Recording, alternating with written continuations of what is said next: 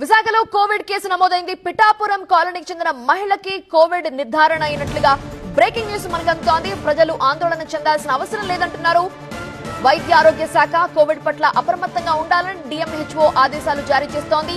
Covid కేసులతో alert అయింది AP ఆరోగ్య శాఖ. దేశంలో కోవిడ్ కేసులు పెరుగుతున్నాయి, సమూహాలుగా ఏర్పడే కార్యక్రమాలు చేయొద్దు అని ఆరోగ్య శాఖ సూచిస్తోంది. ఇక లక్షణాలు జ్వరం, దగ్గు, గొంతు నొప్పి ఉంటే వెంటనే కోవిడ్ టెస్ట్ చేయించుకోవాలని అధికారులు సూచిస్తున్నారు. రైల్వే స్టేషన్స్, బస్టాండ్, ఎయిర్పోర్టుల్లో సోషల్ డిస్టెన్స్ అలానే మాస్క్ ని తప్పనిసరిగా ధరించాలంటూ ఆరోగ్య శాఖ సూచిస్తోంది.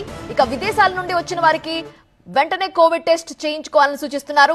అధికారులకు ప్రత్యేక సూచనల్ని జారీ చేసింది హెల్త్ డిపార్ట్మెంట్. మాస్కులు, పీపీఈ కిట్లు అందుబాటులో ఉంచాలని, ఇక వైద్య అధికారులు అప్రమత్తంగా ఉండాలని ఆదేశాలు అందాయి.